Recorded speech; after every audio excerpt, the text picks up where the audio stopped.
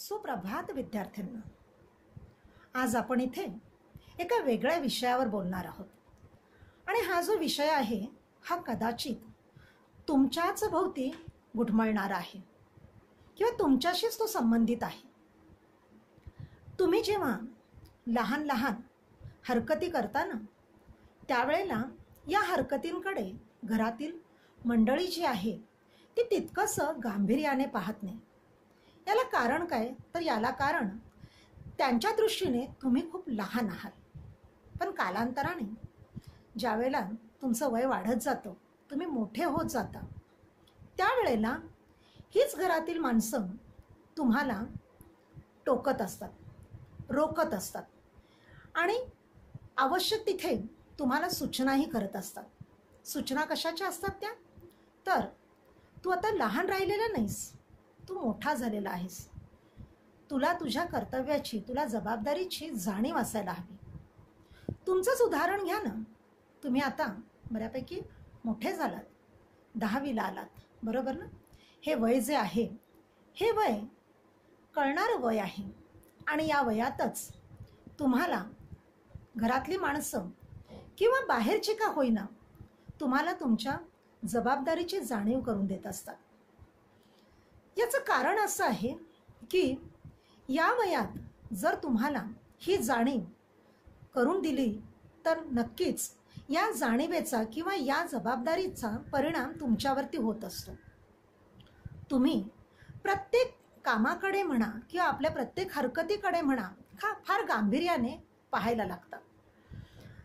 आणि या वयामध्ये हे जे विचार तुमच्या मनावर ठसवले जातात किंवा बिंबवले जातात, याच विचारांच्या आधारावर तुम्ही पुढच्या आयुष्यामध्ये जबाबदारी पेलण्यास सक्षम होता किंवा उर्वरित आयुष्यामध्ये तुम्हाला येणाऱ्या अडचणी ज्या आहेत, संकट जी आहेत, या संकटांना, या अडचणींना समर्थपणे तोंड देण्याची ताकद तुमच्यामध्ये निर्माण होते किंवा तुम्ही विचार करण्यास प्रवृत्त होता. या जबाबदारींमुळे, या जाणीवेमुळे कुठलंही काम किंवा स्वतःला सिद्ध करण्याची क्षमता तुमच्यामध्ये निर्माण होत असते. या सगळ्यामागे खरं म्हणजे हाच काहीतरी हेतू असावा म्हणून या अवस्थेमध्ये किंवा या वयामध्ये घरातली माणसं अतिशय बारकाईने किंवा कटाक्षपणे तुमच्यावरती लक्ष ठेवून असतात. हेच बघा ना, घरामध्ये तुम्ही काही वेळेला आई तुम्हाला काम सांगते, त्यावेळेला पटकन तुम्ही काय म्हणता? हे माझं काम नाही आहे, मी का करू? बरोबर ना? कारण का? कारण तुम्हाला असं वाटत असतं हे माझं काम नाही, हे ताईचं काम आहे, हे काम ताईने करावं किंवा आईचं काम आहे, आईने करावं. काम शेवटी ना काम असतं. कामामध्ये कुठेच तुझं माझं नसतं. प्रत्येक काम हे जर माझं स्वतःचं आहे, हे जर उमजून समजून जर तुम्ही केलंत ना, तर काम करण्यामध्ये कुठलीच लाज माणसाला वाटत नाही. आणि घरामध्ये असल्यानंतर काम शोधत राहा. उदाहरणार्थ बघा, घरामध्ये आई असते. आई कधी स्वस्त बसलेली तुम्हाला दिसली आहे का रे? नाही.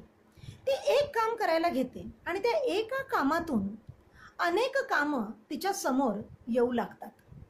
बघा, आणि ती अनेक कामं पाहिल्यानंतर, त्या कामाचा असा पसारा पाहिल्यानंतर तिला कोणी सांगतं का की बाबा ग किंवा बाई ग, हे तुझं काम आहे, तू कर आता?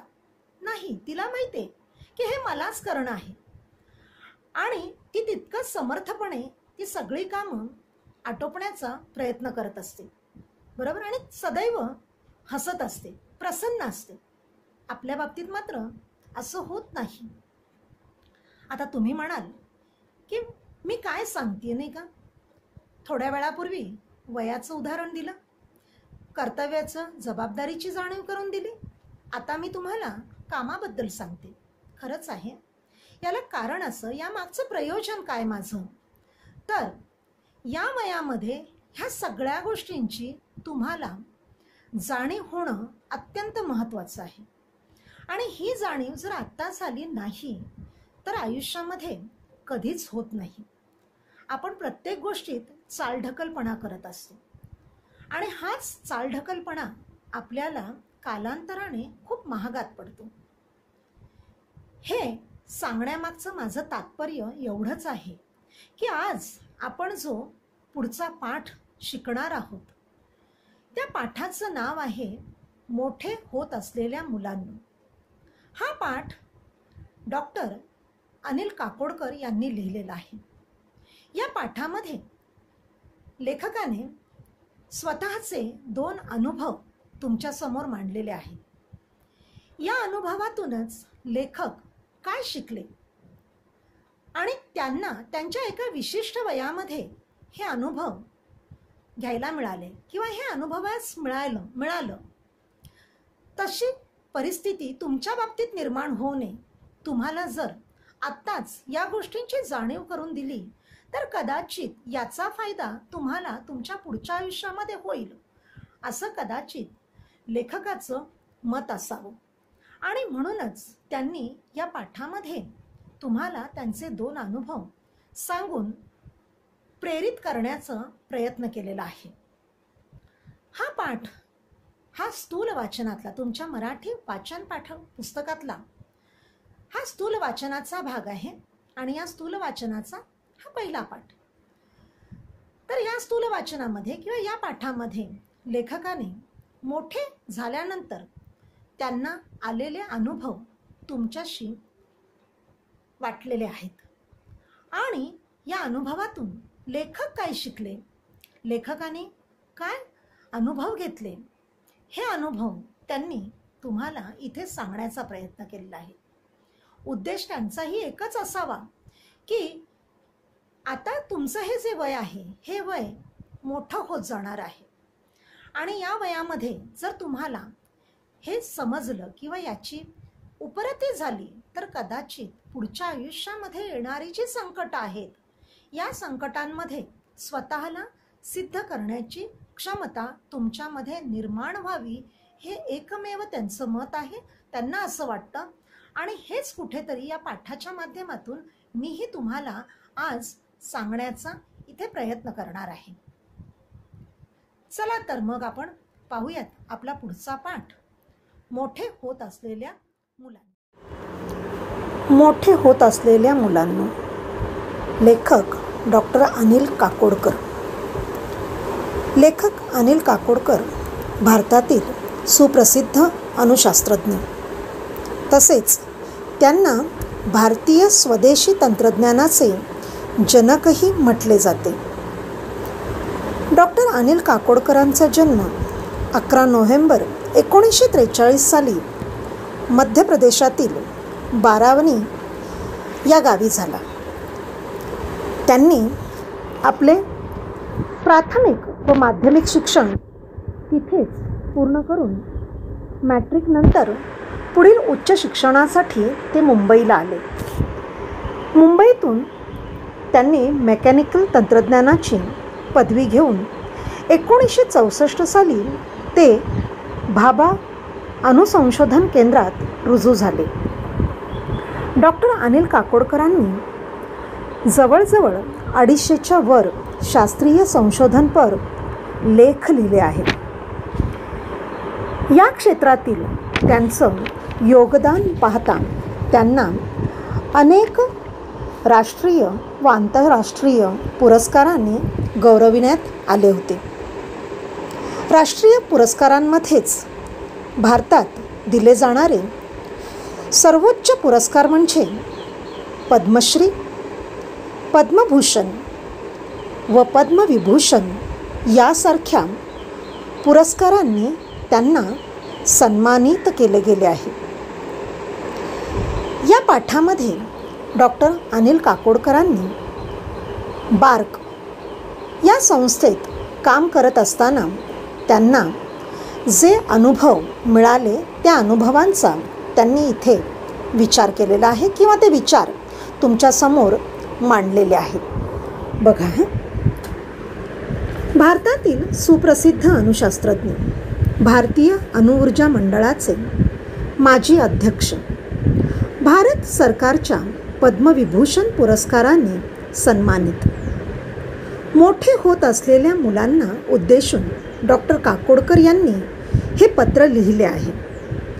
त्यांचे बार्कमधील अनुभव मुलांचे भावविश्व निश्चित समृद्ध करतील. कुठल्याही मोठ्या कामाची सुरुवात असंख्य छोट्या छोट्या कामांमधून होत असते. म्हणून कोणतेही काम कमी दर्जाचे न मानता ते करायची सवय ठेवली तर मोठी कामे करताना अडचणी येत नाहीत, असा संदेश ते या पाठात देतात. मोठे होत असलेल्या मुलांनो, या पत्रातून मी तुम्हाला माझे बार्कमधील 2 अनुभव सांगणार आहे. मला खात्री आहे माझे हे 2 अनुभव तुम्हाला अधिक अभ्यास करून तुमच्या भूमिका निश्चित करायला मदत करतील. तर मुलांनो, आधी मी माझे 2 अनुभव सांगतो. हे दोन्ही अनुभव मी कॉलेज संपवून बार्कमध्ये ट्रेनिंग स्कूलला गेलो तेव्हाचे आहेत. अरे हो, बार्क म्हणजे काय असा प्रश्न तुम्हाला पडला असेल. सांगतो. बार्क हे भाभा ॲटॉमिक रिसर्च सेंटर म्हणजे भाभा अणुसंशोधन केंद्र या नावाचे लघुरूप आहे. लघुरूप म्हणजेच छोटे रूप, किंवा ज्याला इंग्रजीमध्ये तुम्ही शॉर्ट फॉर्म म्हणता. होमी भाभा यांनी भारतातील अणुसंशोधनाचा पाया घातला, म्हणून त्यांचे नाव या संस्थेला दिले आहे. तर बार्क ही संस्था आता प्रचंड मोठी आहे. पण मी तिथे ट्रेनिंग स्कूलला गेलो तेव्हा ती संस्था सुरू होऊन जेमतेम 7 वर्ष झाली होती. आम्ही जवळपास 100 मुले मुली होतो. मी ट्रेनिंग स्कूलला असताना होमी भाभा 3-4 वेळा आले होते. प्रचंड स्फूर्तिदायक व्यक्तिमत्व होते ते. एकदा आम्ही त्यांना विचारलं, आम्ही इतकी मुले मुले आहोत, पण सर्वांना पुरेल इतके काम कुठे आहे इथे? ते म्हणाले, तुम्ही त्याची काळजी का करता? तुम्ही सर्वजण संशोधन करत राहा. संशोधन, रिसर्च. त्यासाठी सरकारला खर्च किती येतो याचा आत्ताच विचार करू नका. मात्र एक करा, तुम्ही स्वतःच काम निर्माण करा. आपण काय काम करायचे हे तुम्ही स्वतःच ठरवा. बॉसने सांगितलं तेवढंच काम करायचं, आणि सांगितलं नसेल तर आपल्याला कामच नाही असं समजायचं, हे चूक आहे. ही प्रवृत्ती गेली पाहिजे. प्रवृत्ती, स्वभाव, वृत्ती, ज्याला इंग्रजीमध्ये तुम्ही टेंडन्सी म्हणता. भाभांनी सांगितलेला हा मुद्दा माझ्या मनावर कोरला गेला. आणि मुलांनो, स्वानुभवाने सांगतो, एकदा हे लक्षात आलं ना तर स्काय इज द लिमिट. बोट धरून चालवणं किंवा दिशा दाखवणं हे पहिल्या 8-10 वर्षापर्यंत ठीक आहे, आवश्यकही आहे. पण अंतिमतः स्वतःच स्वतःला सक्षम करता आलं पाहिजे, ऊर्जा मिळवता आली पाहिजे, आणि स्वतःचे मार्ग शोधता आले पाहिजे. बघा, पहिल्या परिच्छेदामध्ये लेखकाने आपला पहिला अनुभव इथे तुम्हाला सांगितलेला आहे. लेखक काय सांगतायत बघा. लेखक म्हणतायत की मी कॉलेज संपवून बार्कमध्ये ट्रेनिंग घेण्यासाठी आलो होतो. ट्रेनिंग स्कूलला जॉईन झालो. आता बार्क म्हणजे काय? तर बार्क म्हणजे भाभा ॲटॉमिक रिसर्च सेंटर, म्हणजेच भाभा अणुसंशोधन केंद्र या नावाचं हे शॉर्ट फॉर्म आहे, किंवा हे लहान रूप आहे, छोटं रूप आहे. आता या संस्थेला, या भाभा अणुसंशोधन केंद्राला डॉक्टर होमी भाभांचं नाव दिलं गेलं आहे. डॉक्टर होमी भाभा हे देखील अणुशास्त्रज्ञच होते, भौतिक अणुशास्त्रज्ञ होते असं म्हणूयात आपण. यांनी भारताच्या अणुऊर्जा व अण्वस्त्र विकास कार्यक्रमाचा पाया इथे घातलेला होता, किंवा त्यांना या विकास कार्यक्रमाचा जनक मानलं जातं, त्यांना प्रणेते मानलं जातं. आणि त्यांच्या मृत्यूनंतर ट्रॉम्बे येथे स्थित असलेल्या या भाभा अणुसंशोधन केंद्राला त्यांचे नाव देण्यात आले. अशा ह्या बार्क म्हणजे BARC या बार्क संस्थेमध्ये लेखक जॉईन झाल्यानंतर, इथे आल्यानंतर लेखकांनी कामाला सुरुवात केली. ती संस्था जेमतेम 7 वर्ष, या संस्थेला सुरुवात होऊन 7 वर्ष झालेली होती. या संस्थेमध्ये आल्यानंतर जवळजवळ लेखकाबरोबरच एकूण 101 मुले इथे जॉईन झाली, इथे आली होती. इथे आल्यानंतर त्यांनी या संस्थेत डॉक्टर होमी भाभांना 3-4 वेळा पाहिलं. अतिशय स्फूर्तिदायक म्हणजेच उत्साही, प्रेरणादायी, ज्याला इंग्रजीमध्ये तुम्ही इन्स्पायर्ड म्हणता, असं हे व्यक्तिमत्व होतं. पर्सनॅलिटी. यांना पाहिल्यानंतर, त्यांच्या संपर्कात आल्यानंतर लेखक म्हणतात की मी त्यांना विचारलं, किंवा एकंदरीतच आम्ही सगळ्यांनीच त्यांना एक प्रश्न विचारला की आम्ही इतके मुलं आहोत इथे, आणि यांना पुरेल इतकं काम इथे नक्कीच नाही आहे. मग काय करायचं, कसं करायचं? त्यांचा हा प्रश्न ऐकल्यानंतर डॉक्टर भाभांनी त्यांना उत्तर दिलं की तुम्ही कामाची काळजी करू नका, तुम्ही सर्वजण संशोधन करत राहा. संशोधन मगाशी म्हटल्याप्रमाणे रिसर्च करत राहा.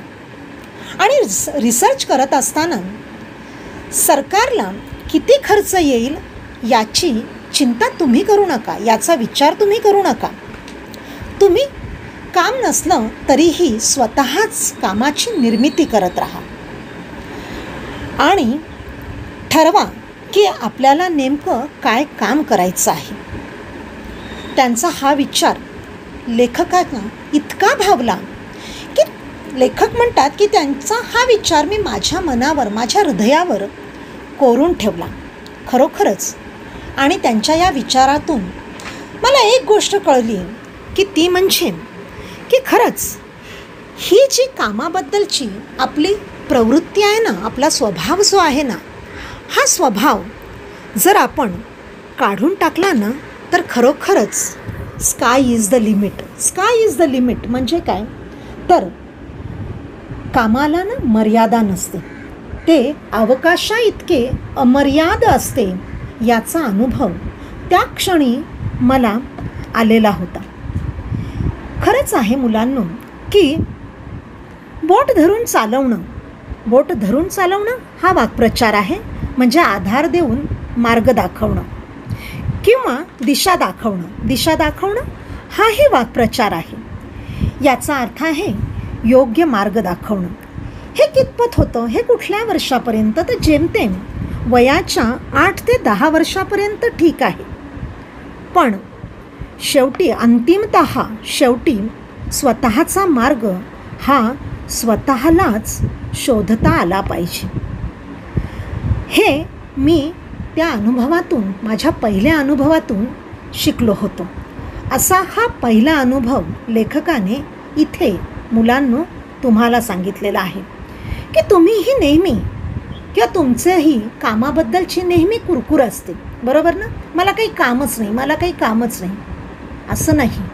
शोधलं तर खरोखरच काम भरपूर आहे, किंवा करत राहिलं ना काम तर कामाला ही मर्यादा नसते, अमर्याद काम असतं.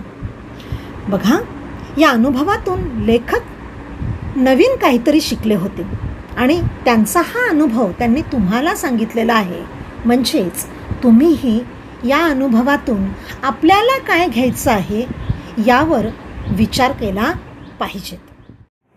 पहिल्या परिच्छेदामध्ये लेखकाने आपल्याला त्यांच्या पहिल्या अनुभवातून हे सांगण्याचा प्रयत्न केला आहे की खरंच डॉक्टर होमी भाभांनी सांगितलेल्या विचारांचा किंवा त्यांच्या म्हणण्याचा लेखकाच्या मनावर कसा पगडा पडला किंवा कामाप्रतीची निष्ठा जी आहे ती निष्ठा त्यांच्या मनात कशी मूळ रुजू लागली याचं वर्णन लेखकाने पहिल्या परिच्छेदामध्ये केलं आहे. तर दुसऱ्या अनुभवामध्ये लेखक काय सांगतायत बघा. कोणता दुसरा अनुभव लेखकाला त्याच संस्थेमध्ये मिळालेला होता याचं वर्णन लेखक पुढे करतायत बघा. आता दुसरा अनुभव सांगतो. ट्रेनिंग स्कूलमधील प्रशिक्षण संपवून मी बार्कमध्ये इंजिनियर म्हणून जॉईन झालो म्हणजे दाखल झालो, रुजू झालो. तेव्हा तिथे मेटलायझिंग प्रक्रियेवर मला काम करायला सांगण्यात आलं. आमच्याकडे त्यासाठी यंत्रसामग्री होती, पण कोणीही ती वापरली नव्हती. म्हणून मी म्हणालो, मी यावर काम करतो, पण यासाठी मला एक वेल्डर व एक फोरमन यांची गरज आहे. तेव्हा मला सांगण्यात आलं, तुला आता काहीच मदत मिळणार नाही, तुला स्वतःलाच सर्व करावं लागेल. बघा, लेखक म्हणतायत की दुसरा अनुभव. या दुसऱ्या अनुभवामध्ये लेखक सांगतायत की ट्रेनिंग स्कूलमधील प्रशिक्षण संपवून मी ज्या वेळेला खऱ्या अर्थाने बार्कमध्ये इंजिनियर म्हणून जॉईन झालो, त्यानंतर तिथे मला मेटलायझिंग प्रक्रियेवर काम करण्यास सांगण्यात आलं. आता मेटलायझिंग म्हणजे काय? तर मेटलायझिंग म्हणजे एखाद्या वस्तूच्या पृष्ठभागावर धातूचे आवरण देण्याची प्रक्रिया. म्हणजेच काय?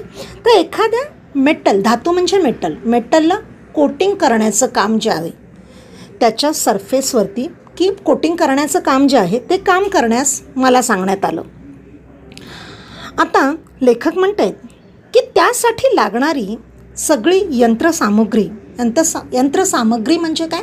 तर मशिनरीज त्यांच्याकडे होती, पण ती आजपर्यंत कुणीही वापरलेली नव्हती. म्हणून मग मी त्यांच्याकडे एका वेल्डरची आणि एका फोरमनची मागणी केली.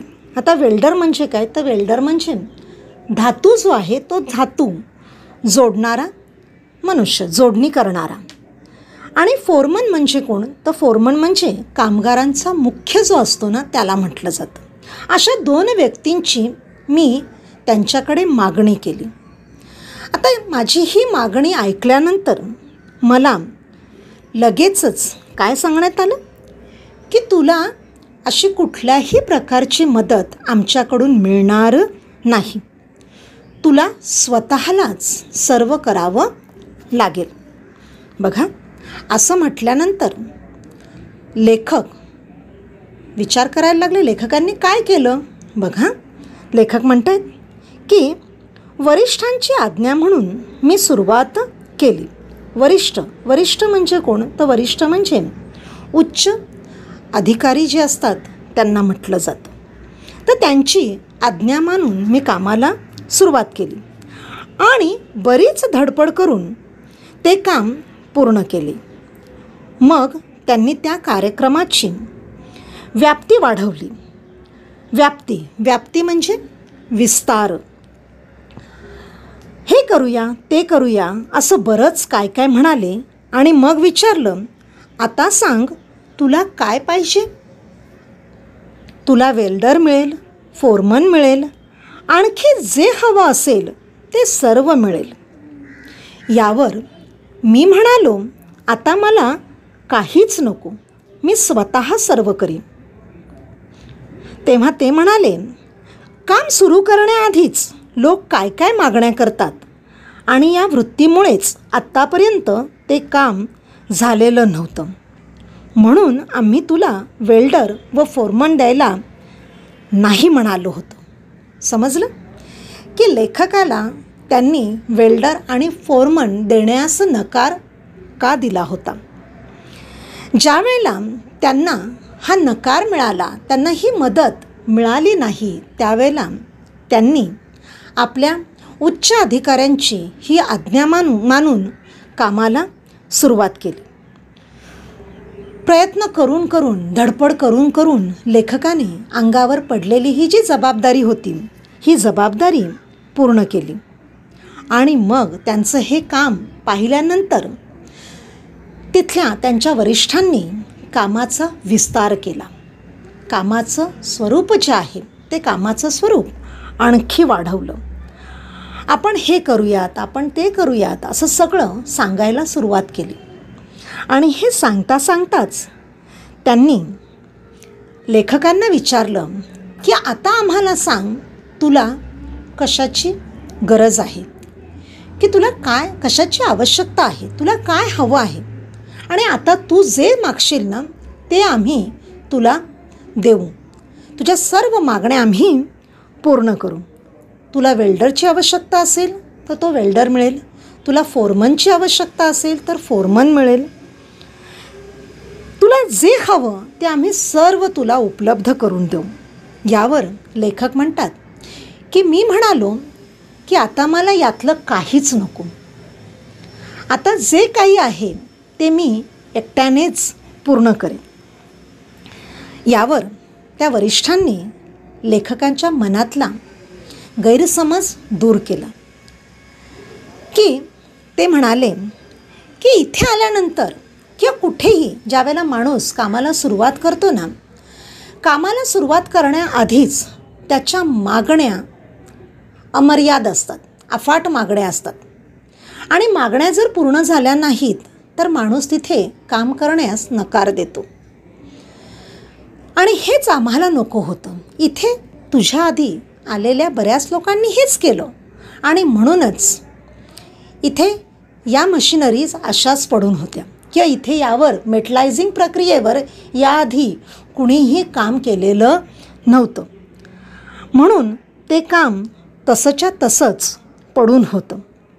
आता जर तुला कशाची गरज असेल, आवश्यकता असेल तर आम्ही तुला नक्कीच देऊ शकतो.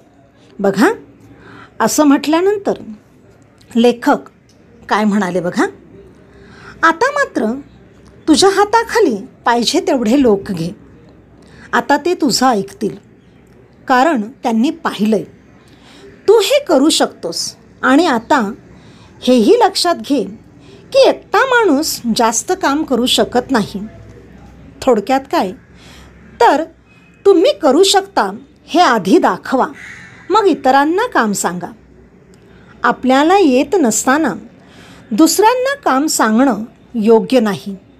हा धडा त्या दुसऱ्या अनुभवातून मी शिकलो. आपल्याकडे आपण म्हणतो ना, आधी केले मग सांगितले.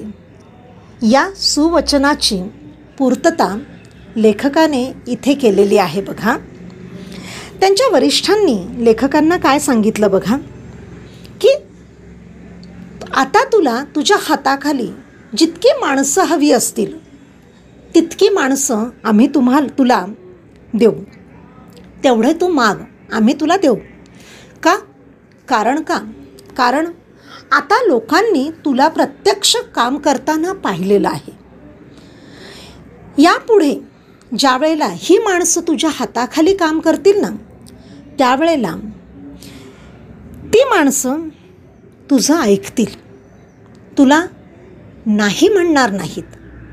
कारण का? कारण त्यांनी पाहिले तू काम करतोयस किंवा तुला काम येतंय, त्यामुळे ते काम करतील, ते टाळाटाळ करणार नाहीत.